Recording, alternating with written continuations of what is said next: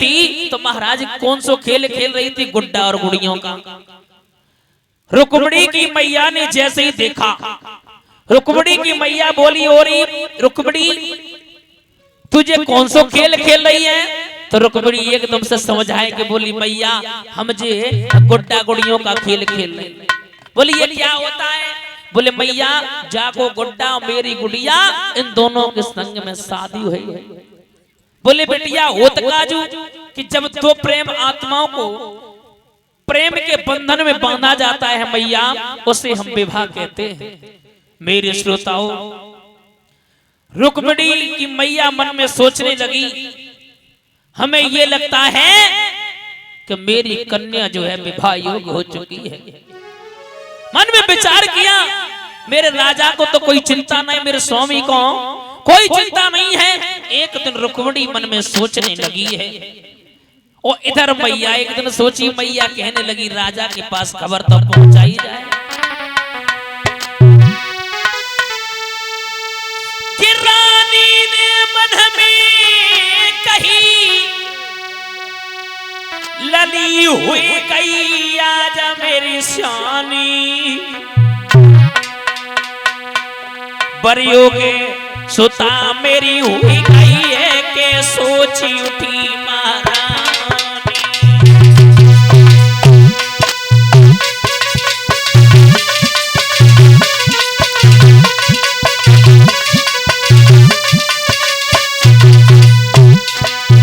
रुक्मिणी की मैया ने मन में विचार किया कि मेरी पुत्री विवाह योग्य हो चुकी है, विवाह योग हो चुकी है। उसी समय महाराज बांदी को बुलाया,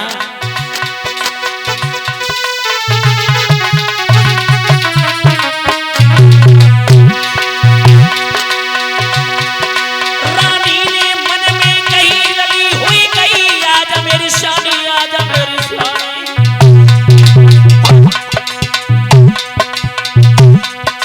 परियों के सुता मेरी हुई गई है के सोची उठी महारानी। एक दिन बांदी को बुलाया, बांदी से कहा बांदी जा जा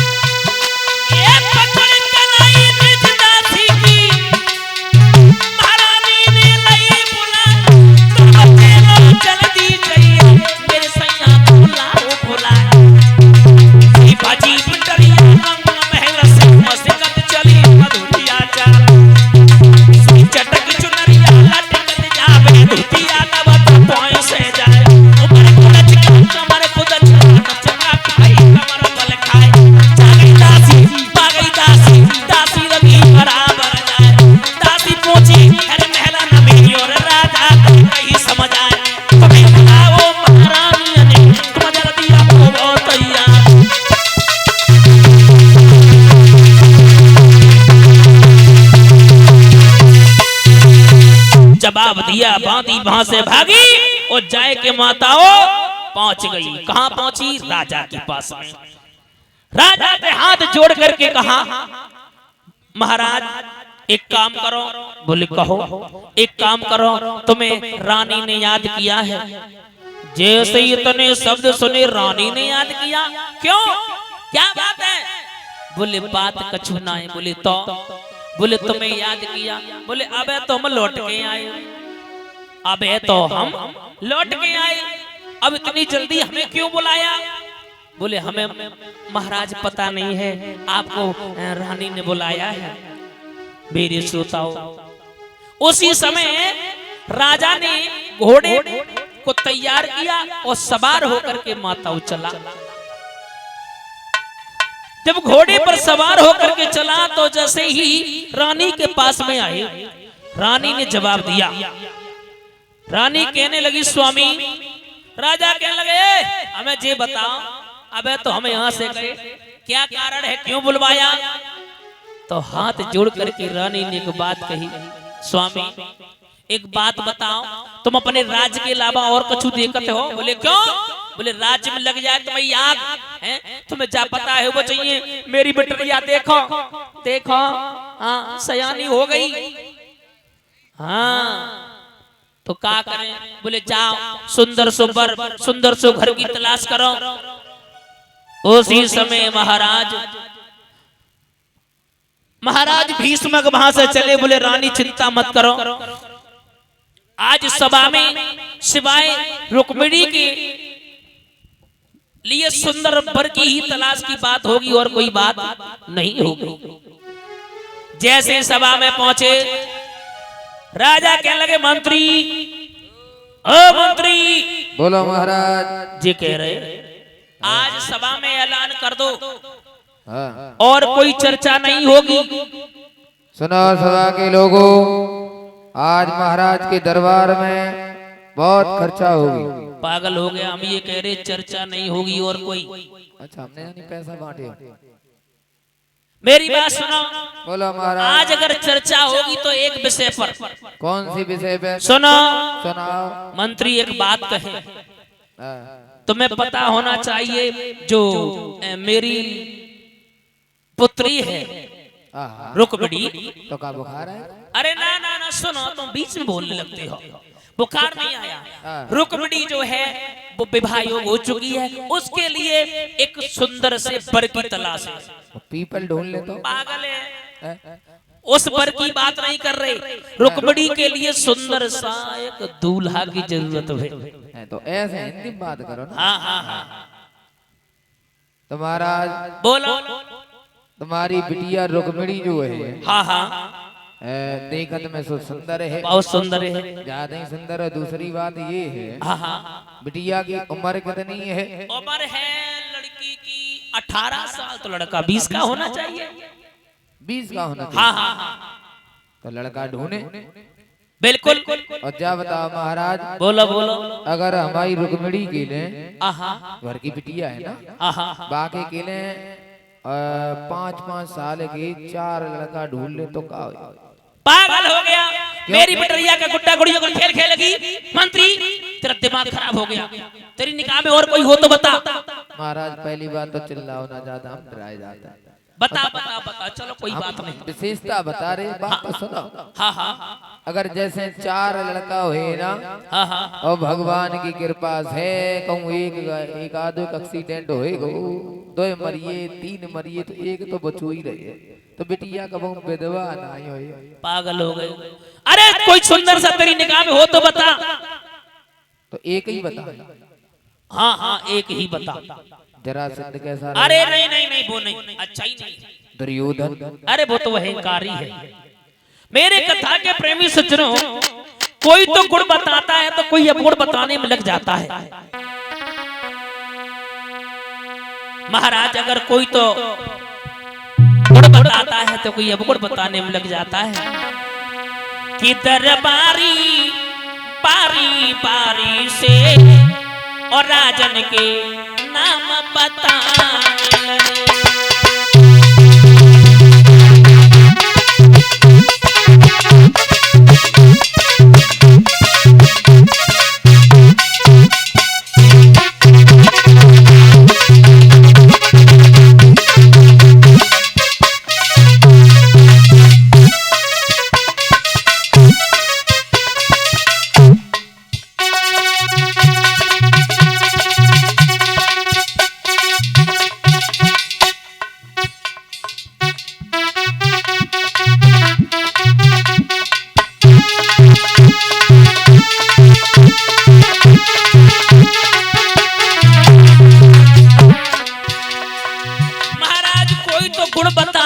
तो दूसरा अवगुण बताने में लग जाता है।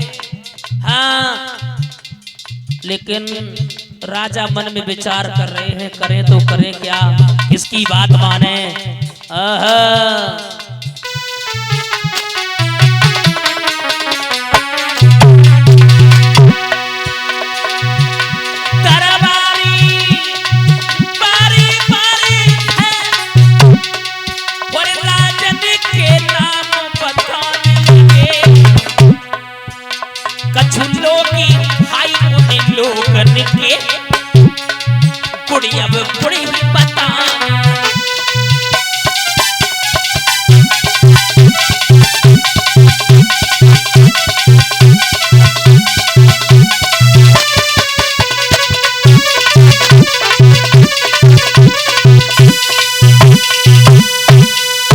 मेरे कथा के प्रेमी सज्जनों, कोई तो दुर्योधन बताता है तो कोई किसी और को बताता है। तो महाराज तब तक उनका छोटा वाला बेटा था रुकमेश, वो खड़ा हो गया। पिताजी कहो बेटा, सब लोगों ने तो बताए थे, अगर मतलब हम बताए थे तो मतलब कोई दिक्कत तो ना। बोले कोई बात नहीं, तू भी लड़की का भाई है, बता सकता, तेरी निगाह में कोई हो तो। जवाब दिया, पिताजी मेरी निगाह में तो बस एक है। बोले कौन है? बोले द्वारकाधीश भगवान कन्हैया। और जैसे ही कन्हैया की बात सुनी, सभा में तालियां बजने लगी। बजाए दो ताली है, अपने ही ले बजाए ले, मेरे ले मत बजा। तालियां बजने लगी और जैसे ही तालियां बजी, उसी समय महाराज उनके बड़े पुत्र रुकुम का आना हुआ। रुकुम कहने लगा, ओ बूढ़े बाप, एक बात बताओ, आज से पहले सभा में इतनी तालियों की आवाज और इतनी भीड़ मैंने कभी नहीं देखी। क्या बात है पिताजी, यहाँ क्या है, मतलब हमें समझ में नहीं आ रहा। उसी समय महाराज भीष्म कहने लगे, बेटा तेरी बहन है वो रुक्मिणी? बोले हाँ हाँ, क्या हुआ उसको? बोले हुआ नहीं, उसको विवाह योग हो चुकी है, उसके लिए सुंदर से वर और सुंदर से घर की तलाश थी। तो लाला किसी ने तो महाराज दुर्योधन को बताया, किसी ने किसी को बताया, कोई तो गुड़ बताता है, कोई गुड़ बताने लग जाता है। तो रुकुम बोला, और बताओ। बोले जो तुम्हारा छोटा वाला भाई है ना? बोले हाँ हाँ। बोले उसने बताया। बोले किसे बताया? बोले द्वारकाधीश भगवान कन्हैया। उसी समय रुकुम कहने लगा, बूढ़े बाप, मैं उसके साथ में अपनी बहन बिल्कुल नहीं करूंगा। उसका रहने का ठिकाना नहीं, सखियों के साथ चीज चुराता रहा, माखन चुराता रहा, ना उसका जन्म का पता, कहां जन्म लिया, कहां का रहने वाला है। मैं उसके साथ में अपनी बहन की शादी बिल्कुल नहीं करूंगा। उसी समय महाराज जवाब दिया, लाला मेरी बात मानो। बोले बिल्कुल भी नहीं, बिल्कुल भी नहीं।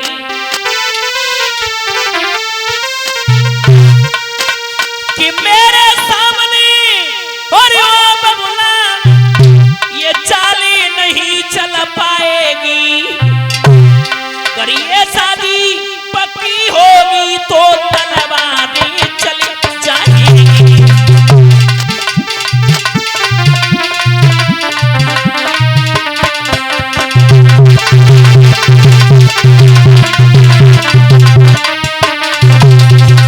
ओ मेरे बूढ़े बाप, एक काम करो, हमें ये लगता तुम बूढ़े हो गए सो हो गए, तुम्हारी अकल की घोड़ी भी बूढ़ी हो चुकी है, ये शादी बिल्कुल नहीं हो सकती, बिल्कुल नहीं।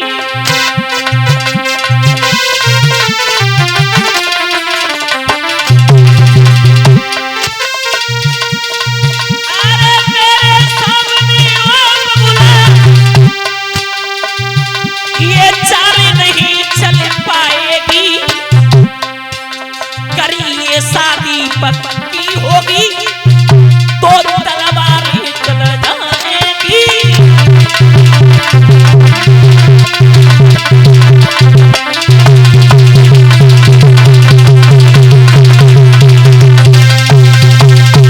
जवाब दिया, ये चाल नहीं चल पाएगी बूढ़े बाप, शादी बिल्कुल नहीं होगी।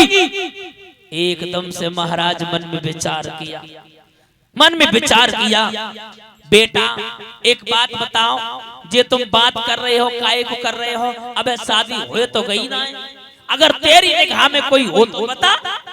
जवाब दिया, भाई रास्ता पे बिल्कुल, अब आए तुम रास्ता पे, बिल्कुल हमारी निगाह में बहुत सुंदर लड़का है। पूछो, सुनो, का एक काम करो, मैं बताऊं वो बदल नहीं सकता है। बोले बता बेटा बता। तो एक बात और बता दे श्रोताओं, बेटे का पैर और बाप के जूता में अगर आ जाए ना तो उसे लड़के का दर्जा नहीं देना चाहिए। किसका देना चाहिए? मित्र का और दोस्त का। क्यों? क्योंकि समझ लो, हाँ, लड़का अगर तुम्हारे बराबर हो जाए फिर तो गड़बड़ ही है, राग बाग है। मेरे कथा के प्रेमी सज्जनों, उसी समय जवाब दिए, एक काम करो। बोले कहो, तुम बताओ तुम्हारी निगाह में कोई सुंदर सा हो? बोले बिल्कुल बूढ़े बाप, अब आए तुम रास्ता पे। सुनो, बड़ा भोला भाला है, बड़ा मतवाला है, बड़ा पैसा वाला है, कोई गैर नहीं है बूढ़े बाप, रिश्ते में खास मेरा साला है।